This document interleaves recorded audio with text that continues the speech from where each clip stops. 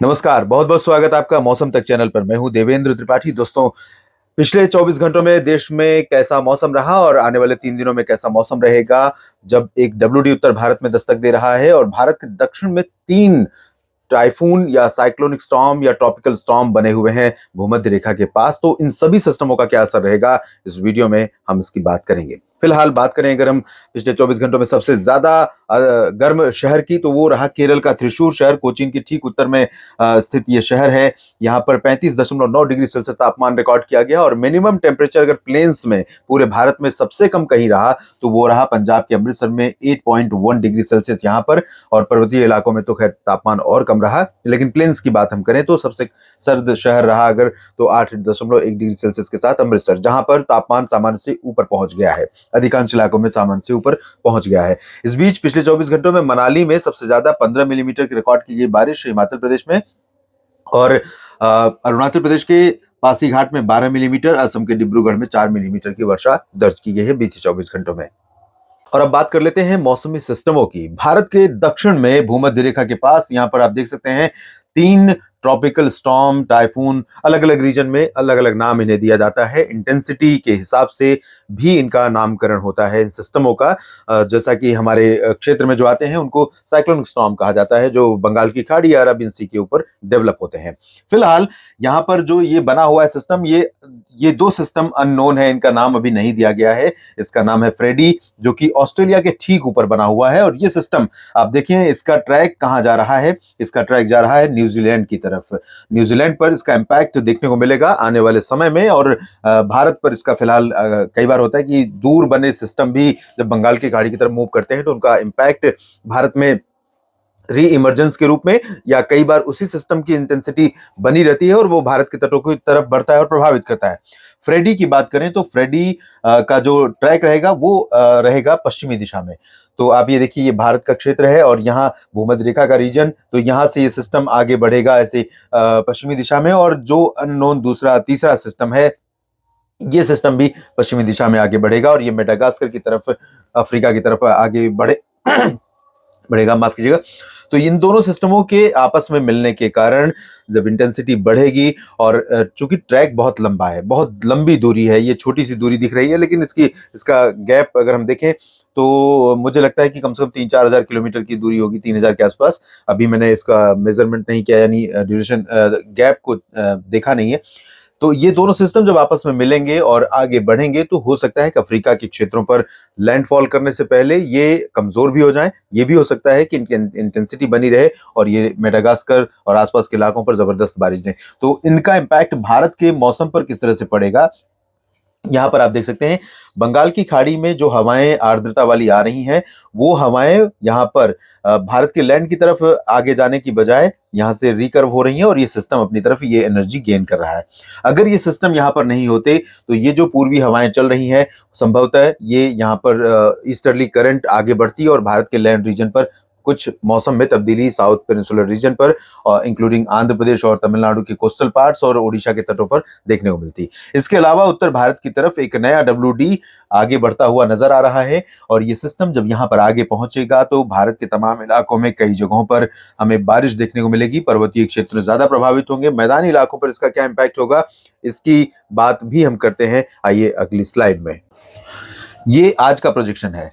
आज अगर बारिश कहीं पर ज्यादा संभावित है तो वो है सब हिमालयन वेस्ट बंगाल से लेकर सिलीगुड़ी, जलपाईगुड़ी, दार्जिलिंग और सिक्किम के गैंगटोक समेत तमाम क्षेत्रों में, और अरुणाचल प्रदेश में, साथ ही साथ ऊपरी असम और नागालैंड के कुछ ऊपरी हिस्सों में। यहाँ पर लाइट टू मॉडरेट रेन के साथ हायर हिल्स पर अरुणाचल में बर्फबारी हो सकती है। सिलीगुड़ी, जलपाईगुड़ी और दार्जिलिंग में भी कुछ स्थानों पर वर्षा के साथ स्नोफॉल के चांसेस हायर रीचेस पर दिखाई दे रहे हैं। अगले 24 घंटों के दौरान की सिचुएशन है ये। उत्तर भारत के पर्वतीय क्षेत्रों से आगे बढ़ चुका डब्ल्यूडी अब पहाड़ों पर फिलहाल अगले 24 घंटों के दौरान, यानी आज दिन में और रात में, फिलहाल बारिश देने वाला नहीं है।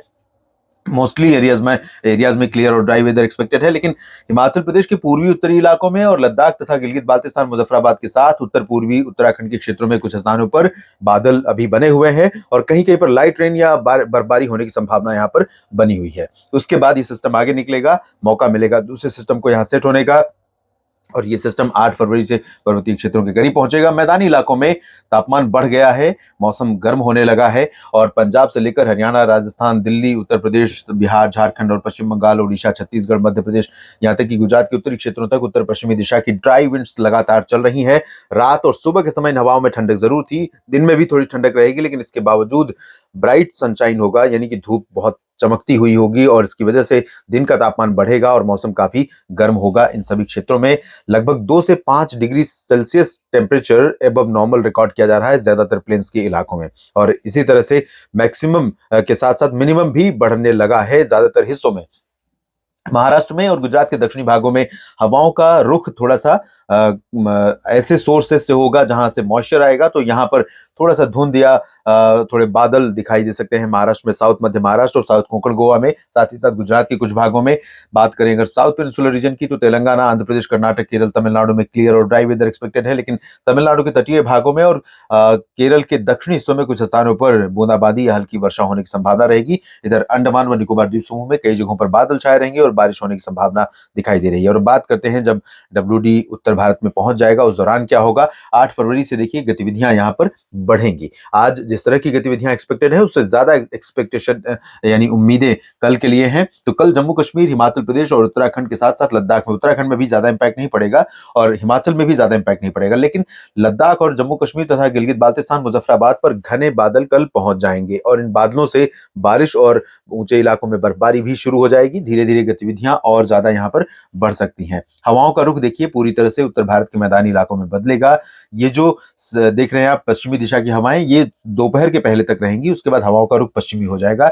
तो उत्तर पश्चिमी हवाओं का रुख बदलकर पश्चिमी होने से टेम्परेचर में जो बढ़ोतरी हुई है वो और ज्यादा हो जाएगी, क्योंकि जब हवाओं में ठंडक नहीं होगी तो ब्राइट सनशाइन जो है वो और ब्राइट हो जाएगी और तेज धूप का असर पड़ेगा और हवाओं में ठंडक ऑलरेडी कम रहेगी, तो ऐसे में टेम्परेचर का बढ़ना बहुत स्वाभाविक है। राजस्थान में हो सकता है कि राजस्थान का जैसलमेर, बाड़मेर और जोधपुर का जो रीजन है ये कल यानी 8 फरवरी को हो सकता है कि अभी आज केरल में 35.9 डिग्री सेल्सियस तापमान रहा, तो हो सकता है कि ये रीजन भी 35 डिग्री के करीब पहुंचना शुरू हो जाए। 35 डिग्री तो नहीं पहुंचेगा, 33-34 डिग्री के आसपास यहाँ पर टेम्परेचर पहुंच सकता है। वही हाल रहेगा गुजरात के तमाम इलाकों में, जहां पर इस बार समय से ज्यादा सर्दी पड़ी है, एक्सटेंड हुई है और जो टेम्परेचर था वो भी काफी दिनों तक कोल्ड वेव जैसी कंडीशन यहाँ पर कच्छ और सौराष्ट्र तथा पूर्वी क्षेत्रों में बनी रही, तो अब यहाँ पर टेम्परेचर बढ़ेगा।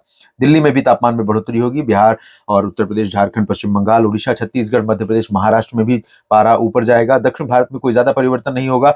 हवाओं का रुख लगातार पूर्वी दिशा से बना रहेगा, लेकिन जैसा कि मैंने बताया कि एनर्जी खींच रहा है ये सिस्टम जो नीचे बना हुआ है, इस वजह से यहाँ पर कोई ज्यादा डेवलपमेंट वेदर में होने की संभावना नहीं है। अरुणाचल में इंटेंसिटी आज के मुकाबले कल थोड़ा कम हो जाएगी, लेकिन असम, मेघालय और नागालैंड पर भी बादल रहेंगे। उप हिमालय पश्चिम बंगाल पर भी बादल रहेंगे और इन भागों में कुछ स्थानों पर including Arunachal Pradesh light rain होने की संभावना यहाँ पर दिखाई दे रही है। और अब बात कर लेते हैं 9 फरवरी की। तो 9 फरवरी को आप देखिए यहाँ पर जब ये सिस्टम सेट हो चुका होगा उस दौरान जम्मू कश्मीर में श्रीनगर से लेकर गुलमर्ग, काजीगुंड, पहलगाम और कुलगाम समेत वैष्णो देवी धाम तक बारिश होने की संभावना रहेगी और ऊंचे इलाकों में बर्फबारी होगी। शिमला तक बर्फबारी और बारिश होने की संभावना यहाँ हिमाचल प्रदेश में है और केदारनाथ, बद्रीनाथ से लेकर पिथौरागढ़, उत्तरकाशी, चमोली में बारिश और बर्फबारी होने की संभावना है। लद्दाख में भी और गिलगित बाल्टिस्तान, मुजफ्फराबाद में भी काफी ज्यादा एक्टिविटी होने की संभावना 9 फरवरी के दिन यहाँ पर दिखाई दे रही है और ये गतिविधियां 10 फरवरी को भी बनी रहेंगी, क्योंकि ये सिस्टम जब आगे मूव कर रहा होगा उस दौरान यहाँ पर काफी बारिश और बर्फबारी देते हुए आगे जाएगा। इसके साथ मैदानी इलाकों की अगर हम बात करें तो पंजाब, हरियाणा के उत्तरी क्षेत्रों में कुछ स्थानों पर अमृतसर, जालंधर, पठानकोट और अंबाला, पंचकुला, चंडीगढ़ इन भागों में कुछ स्थानों पर बादल छा सकते हैं। हो सकता है तरन तारण, फजिल्का, फरीदकोट पर भी बादल दिखाई दें, क्योंकि यहाँ पर एक कमजोर सर्कुलेशन रहेगा, थोड़ा सा मॉइस्चर यहाँ पर आएगा, लेकिन ज्यादा इंटेंसिटी मॉइस्चर की नहीं रहेगी और ज्यादा बादल यहाँ पर नहीं बनेंगे और पंजाब, हरियाणा, दिल्ली, उत्तर प्रदेश या राजस्थान में बारिश की उम्मीदें बिल्कुल नहीं है। 9 फरवरी को यहाँ राजस्थान पर टेम्परेचर और बढ़ सकता है, बिकॉज ये जो विंड है ये लगातार साउथ पाकिस्तान और एडजॉइनिंग ईरान, अफगानिस्तान की तरफ से उधर से आ रही है, जो कि गर्म हो रहे हैं धीरे धीरे, तो यहाँ से टेम्परेचर में बढ़ोतरी गुजरात और राजस्थान के तमाम इलाकों में, वेस्ट एमपी में और हो जाएगी। यहाँ तक कि पंजाब, हरियाणा, दिल्ली और उत्तर प्रदेश में भी तापमान में बढ़ोतरी होने की संभावना है। हवाओं की स्पीड काफी ज्यादा रहेगी, 15 से 20 किलोमीटर प्रति घंटे राजस्थान, गुजरात और उत्तर प्रदेश, बिहार और आसपास के इलाकों में। अरुणाचल में थोड़ी बहुत बारिश होगी, ज्यादा उम्मीद नहीं है। साउथ और सेंट्रल इंडिया में कोई सिग्निफिकेंट चेंज वेदर में फिलहाल दिखाई नहीं दे रहा है, यानी कोई महत्वपूर्ण बदलाव फिलहाल इन भागों के मौसम में नहीं होगा। इस वीडियो में इतना ही। लगातार जुड़े रहिएगा मौसम तक चैनल के साथ। अभी तक चैनल को सब्सक्राइब नहीं किया है तो दोस्तों निवेदन करूंगा कि सब्सक्राइब कर लीजिए, बेल आइकन पर भी क्लिक कर लीजिए, ताकि जब भी मैं मौसम का अपडेट डालूं तो आप तक खुद ब खुद पहुंच जाए। लाइक और शेयर करना न भूलें, कमेंट भी करें। धन्यवाद।